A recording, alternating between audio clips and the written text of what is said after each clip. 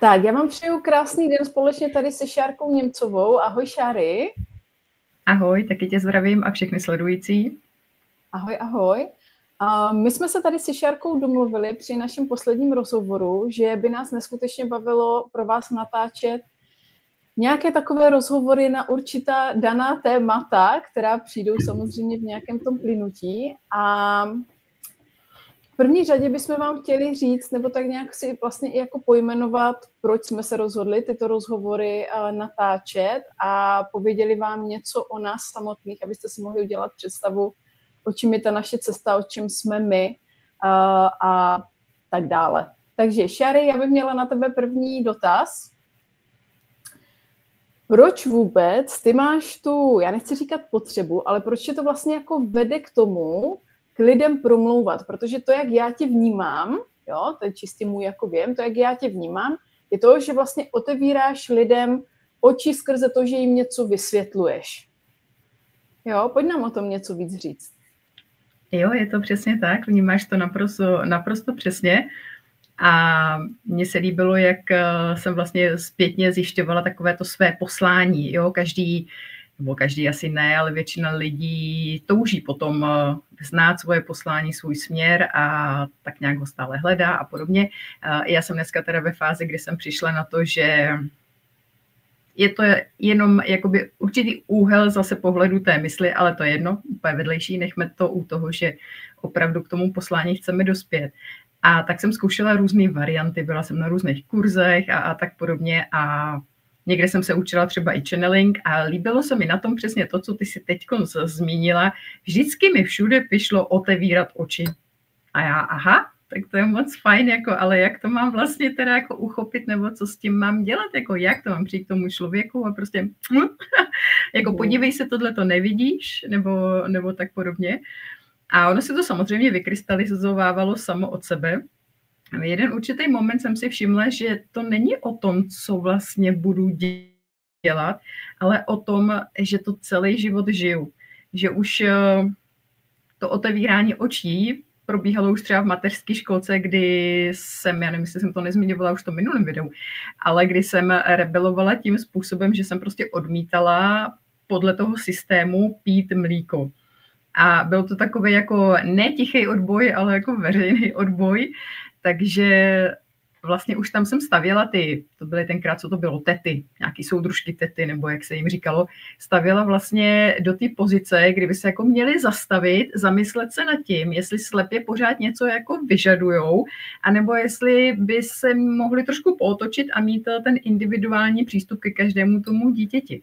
Takže no, tak se to potom se mnou táhlo jako úplně všude na základce a podobně. A tam jsem na základce, to taky bylo velmi vtipné. 3., 4. třída jsme měli učitelku, která na tu dobu byla taková jako hodně socialisticky orientovaná. Jo? Já jsem teda trošku jakoby starší ročník, takže mě ještě jako tato doba ve škole zasáhla. A asi jsem tohleto nikdy v životě nikomu nahlas neřekla, ví se to jenom u nás v rodině, to znamená ví to mamka, ví to taťka. Taťka ani nevím, jako. No, každopádně já jsem jí chtěla otevřít ty oči, tu její zaslepenost tím, že jí jako ukážu, že to dítě vlastně má tu stejnou hodnotu jako ona, anebo že ji může nějakým způsobem i přeskočit. Tenkrát z toho mého dětského úhlu pohledu, jo, bylo mi 8, 9, tak nějak. Prostě bylo září, šli jsme do první den zase jakoby znova do školy a nevím, jestli to byla fakt 3. nebo 4., spíš 4. třída. A ona se nás ptala, co jsme dělali o prázdninách. Já jsem se jako zvedla jsem ruku, už nepamatuju přesně, a prohlásila jsem, že jsem byla na návštěvě s rodičema u svých příbuzných v Kanadě, v Torontu. Což samozřejmě nebyla pravda. Jo. Ale vzhledem k tomu, že tam byl můj taťka pár let předtím, protože opravdu tam svého bratra měl, jako strejdu jsme tam měli, tak já jsem to jako znala dokonale prostě z toho vyprávění. A tenkrát jsem jí dokázala vlastně, já nevím, je to jako blbý asi dneska říct, ale občůrat, že ona tomu fakt věřila, pokládala mi ty zajímavé otázky. Měli jsme z toho besedu na celou hodinu, prostě jak jsme letěli jako mezi přistání v Amsterdamu s letadlem KLM a kolik to mělo sedat a tak dále.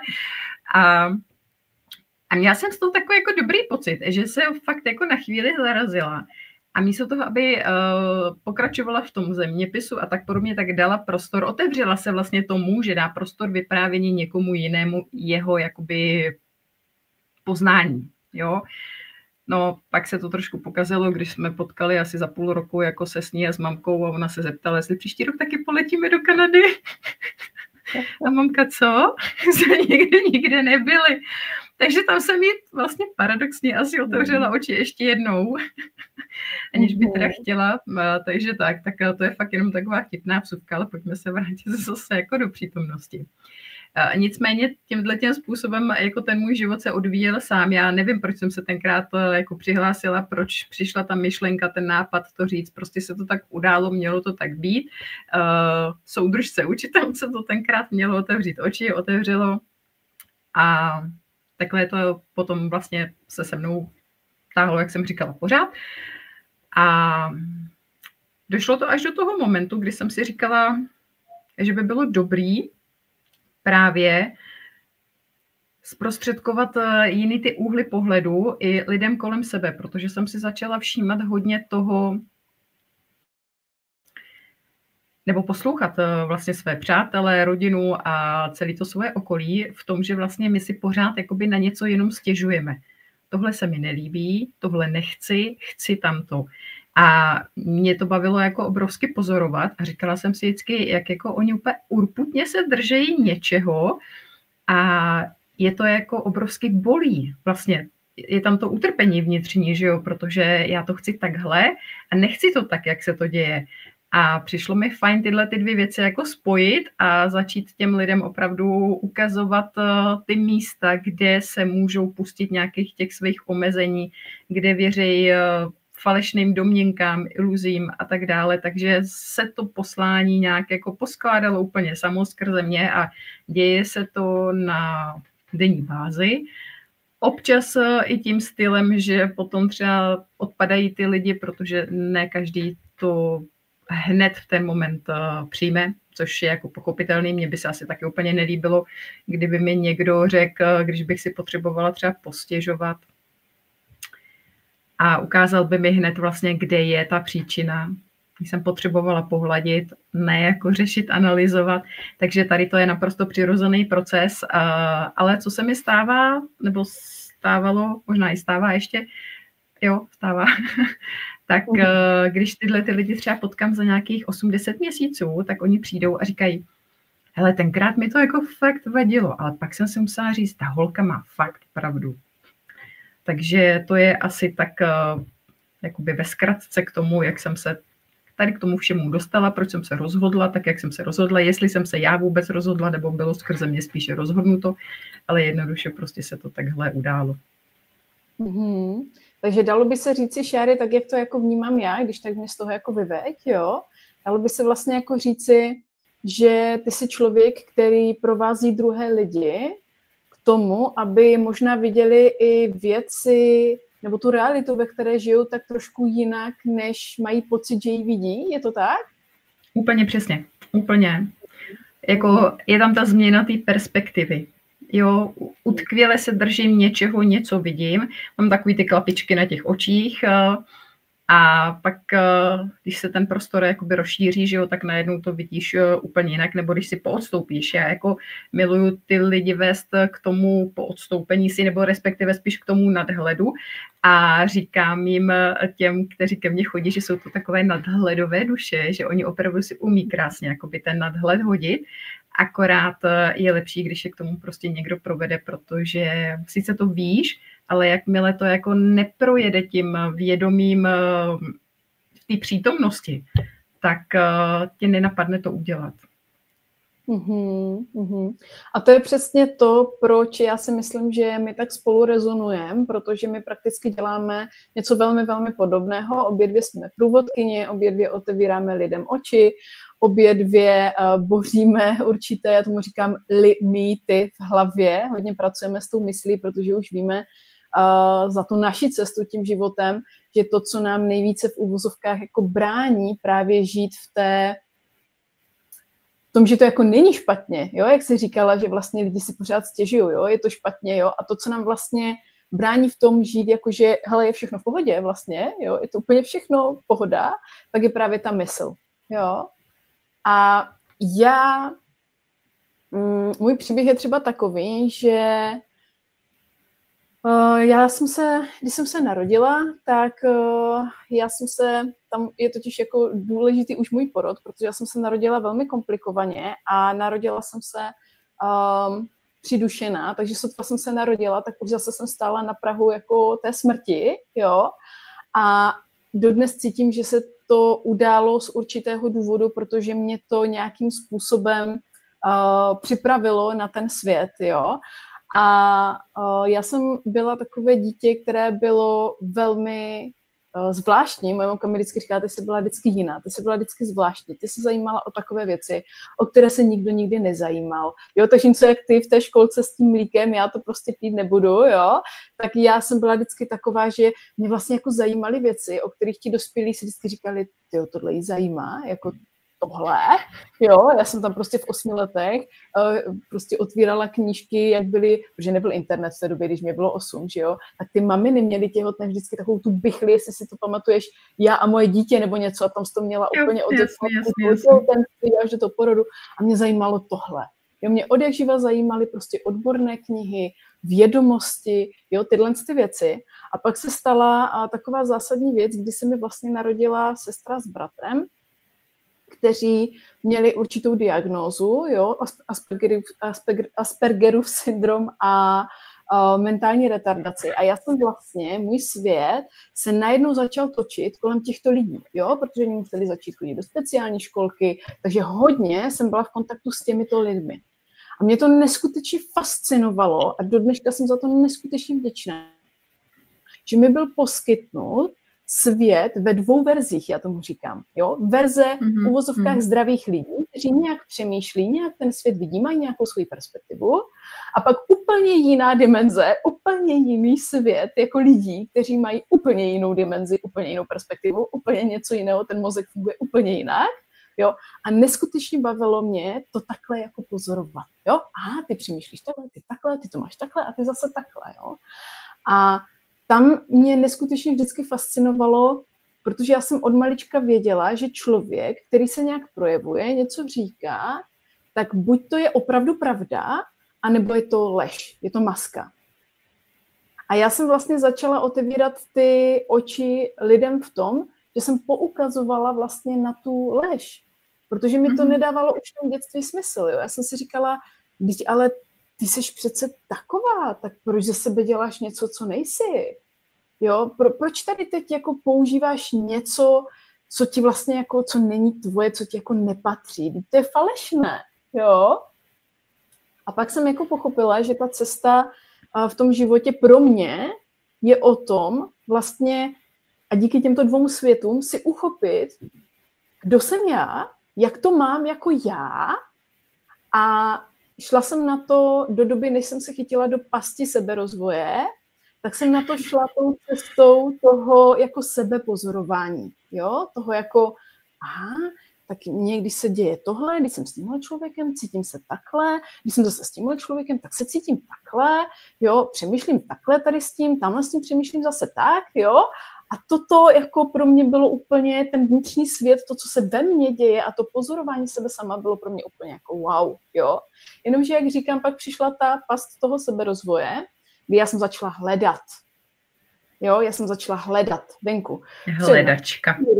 Přesně, knihy, jo, a já nevím, co všechno. A paradoxně jsem potom došla do stádia, kdy jsem měla tak obrovský chaos v sobě, já jsem nevěděla absolutně vůbec, kdo jsem, co je moje, co není moje, protože tam bylo pořád jenom, to jsem četla v téhle knize, ale tam v té to bylo řečeno jinak, teď tam se to protiřečilo, jak to teda je, jak to mám já, kdy tady říkají o mě, jo, třeba taková jenom horoskop, jo, astrologie, jo, tady o mě říkají přece, že to je takhle, ale já nevím, jo, a najednou jako obrovský chaos. A muselo se to odehrát, aby mě to zpátky potom vrátilo k tomu, že Jano, ale ty už si nějakou cestou seberozvoje šla už v nějakém dětství, skrze to, co je ti nejpřirozenější, a to je to sebepozorování. jo. A samozřejmě všechno se děje tak, jak má. Já jsem za tyhle nástroje a všechno neskutečně vděčná, protože opravdu v něčem mi to jako velmi pomohlo. Ale nakonec mi došlo, že to vlastně není potřeba pro člověka, aby se nějakým způsobem, já nechci už ani říkat našel, protože to není o tom, že my bychom se měli hledat, ale je to o tom, že my se máme spíš odevzdat tomu, co skrze nás proudí a co nás vlastně jako vede. Jo? A největší jako milník v mém životě byl okamžik, ono jich bylo jako spousta, jo? Ale jako jeden velmi zásadní okamžik byl, když já jsem si uvědomila, že já to tady neřídím. Že já můžu chtít cokoliv, jo? Takhle mít ten život, takhle, aby se projevoval ten partner, tady toho prince na bílém koni, takhle mít ten život a mít tolik peněz, jo? Já můžu chtít, co chci. Ale pokud mě to není dané, tak to prostě nebudu mít. Jo? A potom, když jsem vstoupila do mojí srdcovky, což je Human Design, jo, skrz ten jsme se vlastně poznali i my, tak tam mi to došlo skrze tu strategii a autoritu, kdy mi došlo, o čem ta strategie a autorita je, že je to vlastně fakt o tom, že člověk, jakmile se oddá tomu vedení, jakmile se oddá tomu životu, protože život se děje, jo, tak mě to vlastně krásně vede a já skrze to poznávám samu sebe, jo. Takže takové jako zdánlivé, mi to přišlo zdánlivé nic nedělání, to není vůbec nic nedělání, jo, ale je to takové to vůvej, jak já tomu říkám, je takové to nic nedělání, ale zároveň je v tom všechno, je v tomto pozorování sebe sama, je v tomto pozorování toho života a vlastně pak člověk najednou prožije ten okamžik, kdy jde do toho nadhledu, jak ty říkáš, do toho pozorovatele, kdy zjistíš, že jsi vlastně jako jenom ten pozorovatel, jenom to pozoruješ. Moje tělo chce tohle, mě to vede tudy, jo, a ty tady to. A já to vůbec nemusím soudit a hodnotit, prostě ono se to děje. A já jsem tam prožila takový nádherný okamžik, takové jako vděčnosti z toho, že skrze mě, skrze moje tělo, skrze moji bytost, se tady projevuje něco vyššího, jo, co se tady jako nějakým způsobem prožívá a já to vlastně jenom pozoruju, jo, a neskutečně mi to baví, protože je to super hra, jo, jenomže tohle potom absolutně, totálně rozbořilo všechny moje koncepty v hlavě. Pak jsem objevila to, že vlastně to New Age, dneska jak se tomu říká New Age, jo, že to je další past, že to je jenom další nově formující se náboženství. Jo. A že opravdu ten život není o něčem jiném, než dovolit mu, aby se skrze mě projevil. Jo. Takže to je nějaký jako můj příběh, samozřejmě tam bylo ještě spousta dalších věcí, ale nějaký jako základ. A teďka musím říct, že mě hrozně baví s tím jako experimentovat a fakt jako pozorovat, jak já vlastně úplně můžu pustit ty otěže, víš, toho jako, teďka musím tady vyřešit tenhle problém, teď já musím tady jako, jo, ale že já to vlastně můžu úplně pustit, jo, a je to jenom, tady zdánlivě je nějaký problém. OK, tak má-li být vyřešen, jo, tak ať mě to vede, to moje tělo, jo, a to moje vědomí, ať mě to prostě vede a ono se to nějak vyřeší, pokud se to vyřešit má. Ale nebudu se tady jako rozčilovat nad tím a stresovat samu sebe jako jak a proč se to děje a jak to, jo, to je strašný chaos. Když jenom jak o tom mluvím, tak jako cítím ten stres, jo, prostě jaký nás jako volává stres. Jo, ale pak jsem zažila, jenom takhle jako na závěr mého příběhu, pak jsem zažila takovou tu konfrontaci s tou realitou, kdy jsem tohle jako začala sdílet do toho světa a zjistila jsem, že paradoxně mi mnohem více rozumí ti lidé z té kategorie postižení specifičtí, než z té většiny té kategorie těch zdravých. Jo? A proto se mi potom narodil autistický syn a ten je pro mě jako obrovským učitelem, protože mi neskutečně ukazuje, jak on je vlastně vedený. Jo? A je to nádherné pozorovat tu autenticitu, ty projevy a vlastně to zrcadlo sebe sama. Jo? To je prostě nádherné. Takže narážela jsem na to, že ti lidi mě nechápali, nerozuměli. samozřejmě to ještě spouštělo ve mně, jestli teda já jsem dobře, jestli fakt to je pravda, to, co vnímám, jo, ale dneska fakt jako cítím takovou tu jako svobodu, po které my vlastně všichni jako toužíme, protože ve výsledku my všichni hledáme svobodu, jo, každý ti to řekne, jo, když jdeš prostě tím nějakým provázením toho člověka, tak každý ti řekne, no já vlastně toužím nejvíc po svobodě, jo, a ptáš se, a co to jako je, jako jakou svobodu, čeho svobodu, nebo co to vlastně znamená pro tebe svoboda. A zjistíš, že svobodu lidi vnímají velmi jako odlišně, než jak jako fakt jako o čem to je, jo. Takže tož moje nějaká cesta, tož nějaký můj příběh. Co ty, Šary? Přišlo ti tam k tomu něco? Mně se líbí ten konec s tou svobodou, protože jak jsi řekla, že jako vnímá spousta lidí jinak, já si troufnu říct, že je tady 8 miliard svobod. Jo, že jako opravdu každá ta bytost, která tady je, tak má naprosto úplně jinou představu. A když by to měl každý vlastně popsat, a teď by si to četli navzájem, jako velmi by se divili, přesně tak, protože pořád je to určitý omezení té mysli, která si myslí, že svobodná není a proto potřebuje dosahovat těch různých věcí, proto potřebuje hledat třeba to poslání, ten svůj význam a tak dále, protože ona potřebuje být důležitá, ale je to jenom určitá jakoby součást toho celého, co jsme. A jak ty jsi říkala, ta skupina těch lidí, kteří ti nerozumí, tak to víme, že to jsou právě ti, kteří jsou s tou myslí absolutně stotožnění, kteří jsou prostě přesvědčení a ještě jakoby nepootevřeli to očíčko, aby se koukli na to, že to tak vlastně jako ve skutečnosti být nemusí. A příklad třeba protože já se s tím samozřejmě setkávám taky s tím, že tomu úhlu pohledu jako nerozumí a teď ta mysl bojuje za tu jejich pravdu. Mě neskutečně potom baví ty debaty, protože pak přichází takové ty otázky, kterými jako natečou do té hlavy a třeba když se jich zeptám, jakým způsobem jako dokážou ovlivnit, že přestanou milovat ze dne na den toho partnera. Jo, to prostě jako se stane. Neudělají to oni nijak. Nebo jak by mohli, když už jsme teda u té lásky, u těch vztahů, jak by mohli ovlivnit, že se zamilují tamhle do toho a ne tamhle do toho.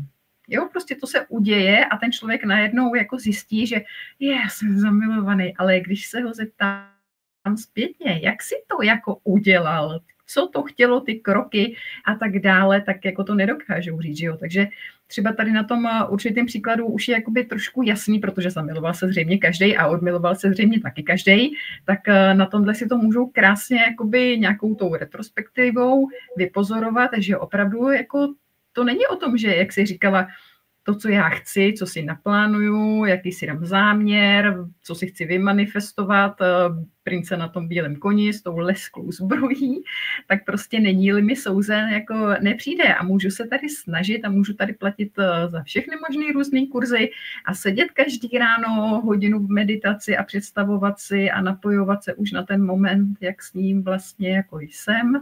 A teď ještě jako skvělý je v tom to, že máme ty podmínky, jak by přesně ten člověk měl vypadat. Jo, teď nemyslím jenom vzhled, ale samozřejmě charakter, třeba i kolik má mít na účtu, jakou má dělat práci a že na 2 měsíce v létě má mít prostě, jak se jmenuje ten obytňák a bude se mnou cestovat někde jako prostě, já nevím, po ostrovech a tak dále.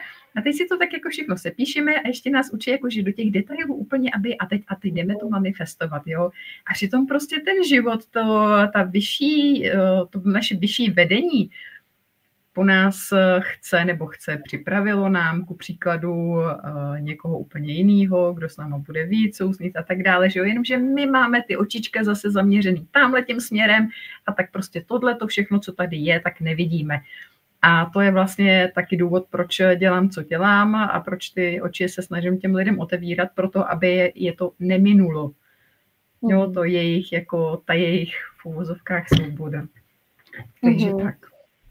Já bych možná ještě řekla jednu věc, protože tady vnímám určitou podobnost, co se týká nás dvou a neskutečně by mě zajímalo, jak to vnímáš ty, jo, protože já jsem si v jednu chvíli svého života uvědomila, to je jako zásadní pro mě 2 uvědomění. Jo? Uvědomění číslo 1 je, že já dokážu, a říkám tomu od určité chvíle, číst lidskou mysl. Jo? A uvědomění číslo 2 pro mě bylo, že to tak nemají všichni. Jo, že je to jako, že je to jako dar, jo, že prostě jako wow, tak pozor, takhle jako my neumíme všichni číst jako mysl druhého nebo tu svoji, jo.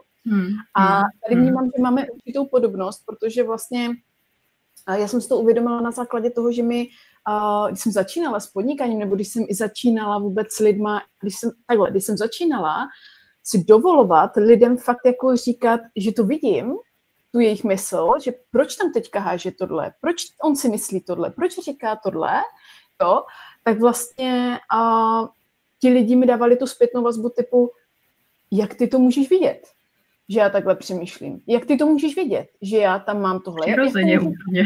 Jo.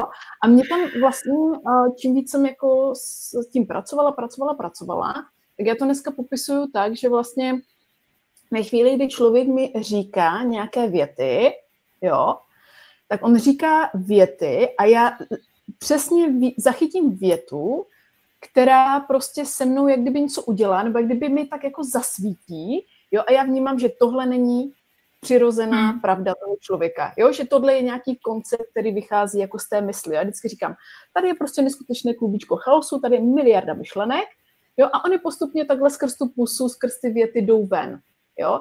A já dokážu vlastně vidět a rozpoznat, vždycky jsem říkala, hele, kdybychom to měli rozlišit na třeba bílou a černou, kdy bílá je tvoje a černá není tvoje, tak já vidím, jak kdyby světlo, jo, bílá věta a černá věta, hele, tak co to tady máme, jo, tohle jako není tvoje, jo. A tady to vnímám jako vlastně podobně, že my dokážeme vidět, jakým způsobem ten člověk přemýšlí, dokážeme zachytit vlastně tu podmíněnou mysl, tu programovou, jo, vlastně tu, která se snaží řídit ten život ve finále. A vlastně jediné, co my děláme, je to, že poukazujeme na to, že hele, tady to fakt jako není přirozené. Jo, je to hodně stáčí na tu přirozenost. Jo. A ať už to budeme nazývat, otevíráme oči, ať už je to, já nevím, cokoliv, jo, tak mi přijde, že ve své podstatě děláme prostě tohle. Jo? Jenom poukazujeme na to, kde je ten chaos a kde je ten řád. Jo? Jak to vnímáš ty? No, naprosto s tebou souhlasím, protože pojmenovala si to, možná si to pro mě i jako, možná jsme to i vysvětlila, jak se to vlastně děje, protože já jsem nad tím nikdy nepřemýšlela, jako mně to přišlo tak automaticky, že vlastně ty věci vím, co vždycky vypíchnout, co uchopit, na co poukázat, hele, tady jako by to máš blbě, a dokonce u mě to ještě funguje tak, že když jsem třeba byla na střední a potom jakoby ty začátky v korporátech a podobně a měla jsem tam buď jakoby kamarádky nebo i kolegyně z práce, tak já jsem ještě tohleto dokázala vlastně nevím jak, jako nevím, jo, zprostředkovat i ten úhel pohledu toho jejich partnera. Jo, jako jenom nějak, jako nevím, proto, jak říkám, já jsem o tom nikdy nepřemýšlela, jenom vím, že se to děje a děje se to naprosto přirozeně. A potom i ty zpětné vazby byly o tom, že jo, měla si pravdu, hele, jako já fakt, já nevím, třeba příklad, měli nějakou krizi a partner šel a koupil prostě dovolenou, jo, že pojedou spolu na dovolenou. No a ta kolegyně to řešila tím způsobem jako, bože, tak my se prostě hádáme, protože nějaký finanční problém řešili a on jde a utratí ty peníze za dovolenou. A jako je poukážu na to, že ten problém potom třeba zase vznikl z toho, že on to myslel takhle. Chtěl jí samozřejmě, jak teď fakt ve zkratce, jo, chtěl jí udělat tu radost a ona jediný, co udělala, je, že mu hodila ty hračky do kanálu prostě a byl zase další velký problém. Jo, vydaný další peníze zbytečně a tak dále, neměli tu šanci se tam nějak zblížit a podobně. Když to on jako neměl v ten moment jenom možnost nešít udělat tohleto, co vlastně tam ho ten život vedl, že jo. Ale to už bychom se zase dostávali někam jinam.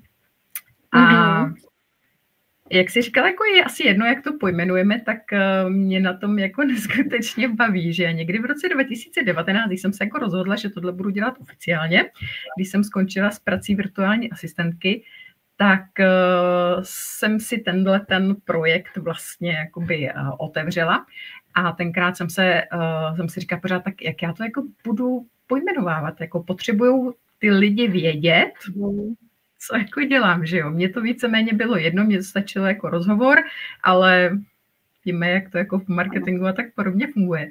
A teď jsem si jako položila tu otázku a říkala jsem si, tak jo, tak jak to jako nazvu? A dobrý, nechala jsem to být, prostě buď to přijde, nebo to nepřijde. A teď fakt nevím, jestli jsem to neříkala v tom minulém videu, ale kdyby náhodou třeba někdo ho neviděl.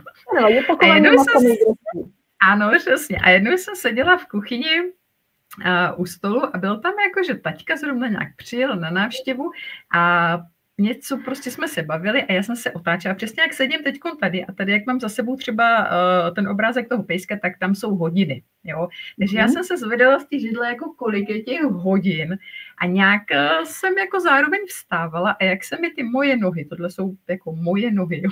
Představte si to fantazie a já jsem zakopla tou jednou o tu druhou. Víceméně jsem si ty prsty narazila jakoby takhle o tu patu a úplně jsem se tam skácela na zem. Jako nechápu prostě, jestli jsem spadla za svůj život dohromady 4krát, tak tohle to byl jeden pád z toho. Absolutně jako kolikrát jsem se z té jídle zvedala, že jo, jako já nevím, miliardakrát. A teď ten prstíček chudáku, tak jako notek, že jo, tak jsem si ho zavázala tím kapesníčkem mokrým, jsem si to ještě vyfotila. Úplně přesně vím, proč jsem si to vyfotila, protože tam v ten moment vznikl vlastně ten název, že jo, nestůj si v cestě. A od toho roku 2019 já mám vlastně ten název Nestůj si v cestě, což je přesně to, když vlastně vytáhneš to černé z toho bílého, co není tvoje, přestaneš si stát v té cestě. Když přestaneš neustále naslouchat té mysli a stotožňovat se s ní a být tam zaháčkovaná a tak dále, to jako zase bych mohla rozebírat ještě na další hodinu, tak prostě jednoduše přestaneš si stát v té cestě. Takže já jsem se jako musela takhle narazit, nakopnout ten prst, až to jako fakt hodně tam nějak jako pokřuplo, abych otevřela oči i já sama sobě v tomhletom názvu. Takže to, jak jsi jako říkala, že s tím názvem je to jakoby jedno, tak tam je zase příběh tenhle. No. Prostě všechno se tak jako hezky skládá, když tomu člověk, jak jsi říkala, dá ten prostor a stane se. Já v tom jednom svém kurzu, který jsem měla loni v létě o prázdninách, tak tam jsem se pořád přeříkávala v tom, že jsem ukazovala těm klientkám, těm svým holčinám, že jsou jako bambusová a teď jsem chtěla říct tyčka, protože jsem říkala trubka. Jo? A že tebou to vlastně jako projede vždycky. Vzpomeňte si, že jste ty trubky potom z toho jakoby vycházelo, ale bylo to aspoň zapamatovatelné. A vlastně v momentě, kdy se nacházeli v něčem, kdy se jim zase něco nelíbilo, chtěli to jinak, tlačili tam ten odpor, že jo, tak právě ta trubka tam zafungovala líp, než jako vzpomeňte si, že jste bambus. Jo, takže tak. Ano.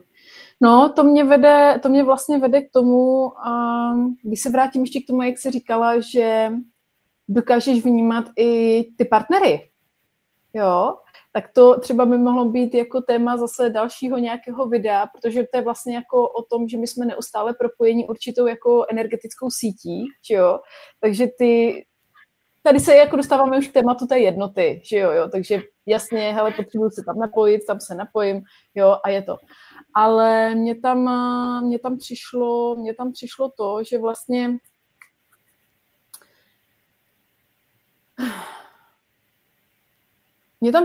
jaký vlastně má smysl vůbec teda ty oči jako otevírat, když to takhle nazvem. Jo, protože jsou lidi, já jsem se třeba setkala s lidma, kteří mi říkali, to je blbost, to jsou prostě ezobláboly, jo, a tady prostě jako, a já jsem si říkala, já tady popisuju něco absolutně přirozeného, co jako vůbec nevnímám, že by bylo nějaké jako ezo, taky byla se rada si vždycky ptát, aha, ty říkáš, že jsou to ezokidy, ale co to vlastně je to ezo pro tebe? Jo, a zase, a člověk, říkám, aha, tak to je nějaký přijatý názor, že to někde jsme slyšeli, že to jsou ezokidy, tak jsme to přijali, stotožnili a jedeme to dál, že? Jo, ale spíš jako mi tam přichází vlastně jaký to má smysl, protože hodně lidí jsem se setkala třeba s tím, že to nemá smysl vůbec, jako se sebou zaobírat, nebo jo, co ty si o tom myslíš? Jaký to má smysl?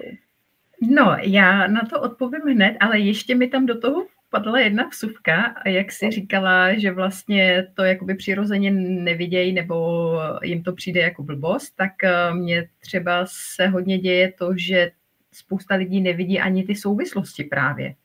Jo? Že uvedeš jenom jakoby nějaký příklad a vždycky to spolu nesouvisí.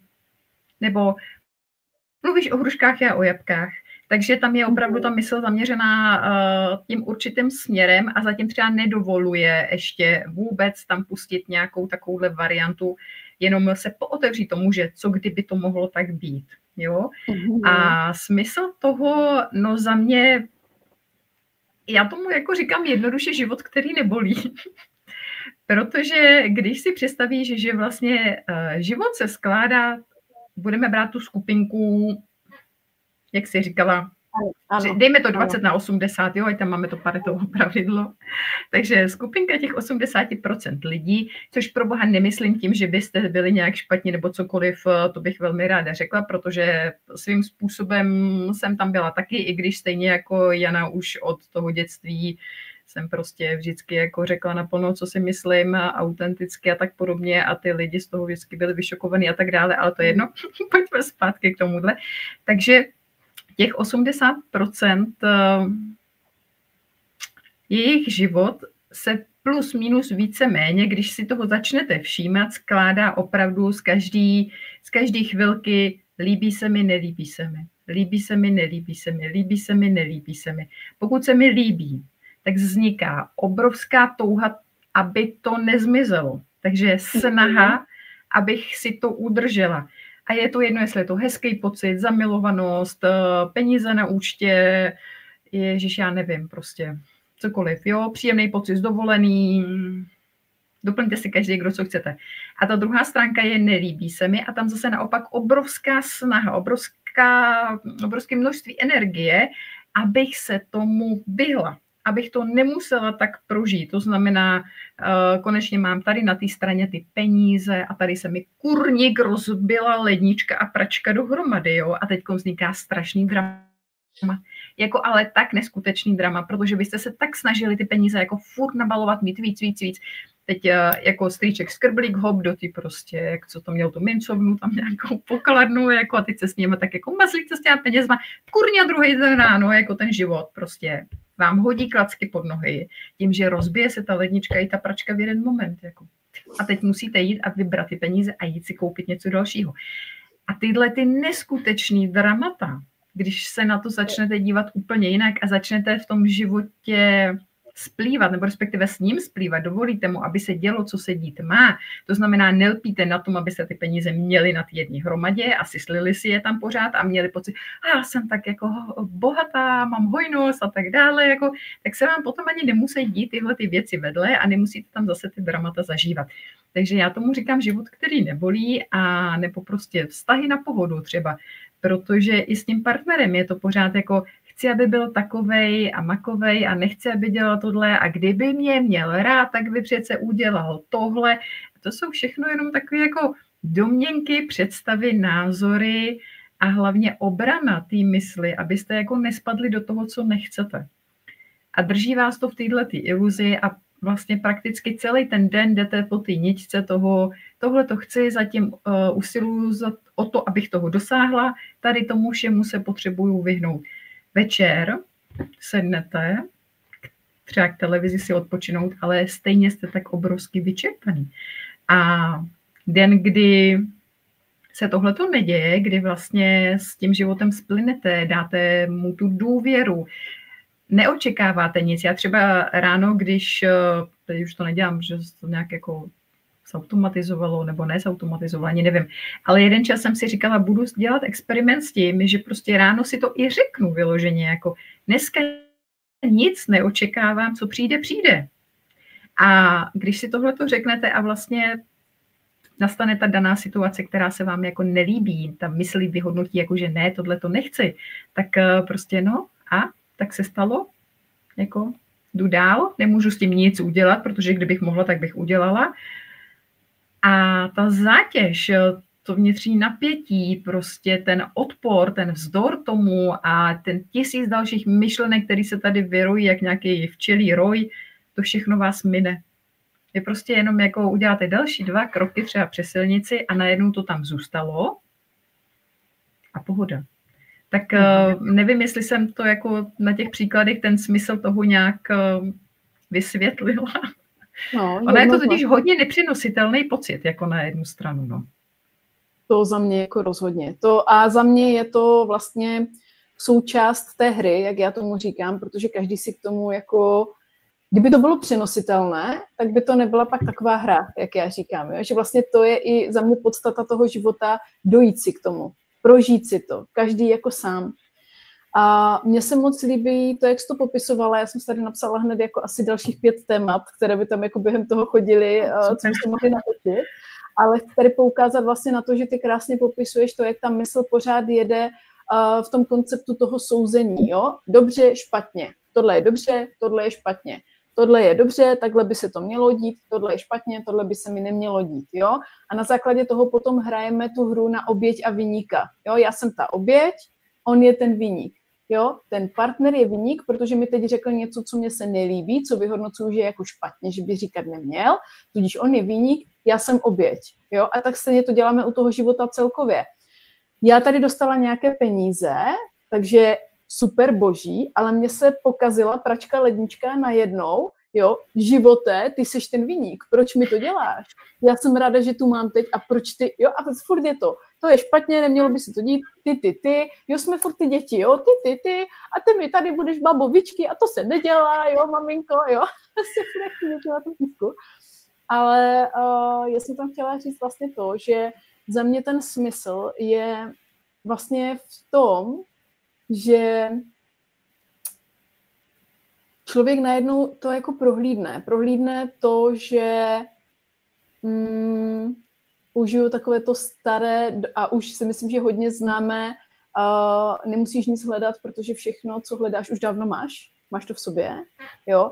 A je to o tom, že my tady hledáme nějakou celistvost, my tady hledáme někdo třeba nějaké osvícení, my tady hledáme prostě naplněnost a nazvěme to, jak chceme, ale neuvědomujeme si, že my to máme celou dobu. Celou dobu to máme. My to celou dobu máme a za mě ten smysl je o tom objevit, jo, nebo prokouknout, nebo jak to, až to nazveme jakkoliv, to je jedno, ale prokouknout, dejme tomu to, že já to vlastně nevidím. Já to nevidím. Já jsem osvícená, ale já to nevidím. Já mám pocit, jo, protože ta hlava mi tam furt říká, ne, tohle by se nemělo, a ty nejsi dost dobrá a blablabla, jo. Takže pokud my toužíme po nějaké svobodě, po nějaké celistvosti, jo, tak je potřeba ji začít vidět už teď. Protože ona tam je. Ona je tu celou dobu. Jo. A pokud mi teda jestli celý seberozvoj, já nevím, milionů, miliard možná už lidí, jde tou cestou toho seberozvoje, tak takhle to může skončit, ta cesta toho hledání. Stačí si to jenom jako fakt prožít, uvidět to, otevřít ty oči, jak ty říkáš, jo, a prožít si to, že já tu vlastně jsem celou dobu, wow, konečně, jo. Ale to, co nám v tom říkám nejvíc jako brání, je ta mysl posuzovačná, pochybovačná. Jo, já neříkám, že pochyby jsou špatně, pochyby jsou fajn, protože nás určitým způsobem i jako chrání od toho právě dělat něco, co nám třeba nepatří, co nám není přirozené, ale prostě tam je za mě fajn si uchopit tu rovinu toho extrému. Jo? A my, ať se nám to líbí nebo ne, tak za mě, já to často říkám a často se to nelíbí lidem, ale já to vnímám tak, že my jako kolektiv jsme prostě nemocní. My jsme nemocní. A jsme nemocní, naše prostě mysl je nemocná, jo, je chorobná, já to řeknu prostě tak, jak to vnímám. A tím nechci říct, že je to špatně, jo, jenom je potřeba na to poukázat, protože když to uvidíme, že ta mysl je chorobná a vlastně nám jako neprospívá, protože když jsme nemocní, tak nás to jako nepodporuje, jo, ta nemoc, jako vlastně vnímáme to, že je to špatně, jo, nejsme mocní, jsme nemocní, jo, a my když začneme fakt jako uzdravovat tu mysl, jo, tak potom nám mnohem jednodušeji půjde vnímat to, že vlastně už je všechno jako v pořádku. A tohle mě neskutečně naučili právě ty 2 dimenze, ty 2 světy, jo, protože paradoxně ty děti, ti lidi, kteří mají nějakou diagnózu, tak mi sdíleli, že dokud jim někdo neřekl, že jsou nemocní, tak jim to přišlo naprosto v pořádku, že jsou takový, jací jsou. Jo, oni si připadali normálně v pohodě, jako zdraví, jenom fungují jako jinak, ale jako dobrý, jo, ale dokud nezačalo to, ty musíš do speciální školy, protože jsi speciální, ale nebylo to, hele, ty jsi speciální, musíš jít do speciální školy, to nemáš jak všichni ostatní, jo, ale bylo to, ty jsi speciální, musíme hledat speciální školu, jo, tak to dítě začne mít ten pocit toho, že je vlastně jako nemocné, že má problém, neví vůbec přesně, rozbité, jo, a teď se z toho hroutí, jo, ale paradoxně a upřímně za sebe s dlouholetou celoživotní praxí a zkušeností s těmito lidmi, já za sebe musím říct, že teda mě mnohem zdravější přijdou tito lidé. Protože nejsou tak podmínění tou programovou myslí, jako my zdraví. Jo? Takže otázka zase bychom se tady mohli položit, kdo je vlastně se svou myslí více uzdravenější a zdravý. Jo? Ale to je prakticky jedno, protože to, co jako fakt nechci, je tady, aby jsme teďka všichni šli do těch nejvíce nepřirozených energií, jako pocit viny, výčitky a zase já jsem špatně, jo, ale je fajn to jenom jako slyšet, nechat to sebou projít, jo, a třeba se na to začít i takhle jako dívat, dělat experimenty, protože o tom ten život za mě je, o experimentech, o experimentování. Tam, kam mě to vede. Jo, takže to nějak ode mě. Každopádně, Shari, já tady mám napsaných minimálně asi jako 10 témat. Jo, takže 10 dalších nějakých vlastních rozhovorů. Jasně. Já bych tam rozhodně napsala, pokud tam tady ještě nemáš, připiš nám tam vinu. Protože úhel pohledu na vinu je taky velmi zajímavý a ve finále velmi osvobozující, protože to je taky to, co nás drží v pasti sebe sama vlastně. Je těch témat opravdu hodně. Já bych se možná ještě vrátila jakoby k takovému krátkému shrnutí toho smyslu, protože ty jsi to velmi hezky říkala a mně z toho vyšlo jenom prozření, které vede k úlevě. Jo. A to je jako neskutečné. Jako k neskutečné, přesně. Fakt, já si fakt pamatuju, poslední taková jako na závěr moje zkušenost, já si fakt pamatuju, jak sedím na gauči a teď to vidím, jo, teď to mnou úplně, mám husinu, jak to jen říkám, jo, úplně to mnou prošlo, kdy já jsem se jako oprostila a viděla jsem sebe jako toho pozorovatele, že vlastně já tady to fakt jenom pozoruju, jo, a najednou já jsem se normálně fakt jako reálně jsem takhle úplně jako ty kráso, tak já to vlastně nemusím řídit, jo, a to byla taková jako úleva, já jsem měla pocit, že mi spadlo jako fakt 10 tun z mých ramen, jo, a to byl tak neskutečný jako pocit, jo, že tohle doporučuji každému si prožít. Jo. Přesně tak, protože prostě, když jako musíš řídit, tak musíš řídit úplně všechno. Musíš řídit, v kolik se ráno zbudíš.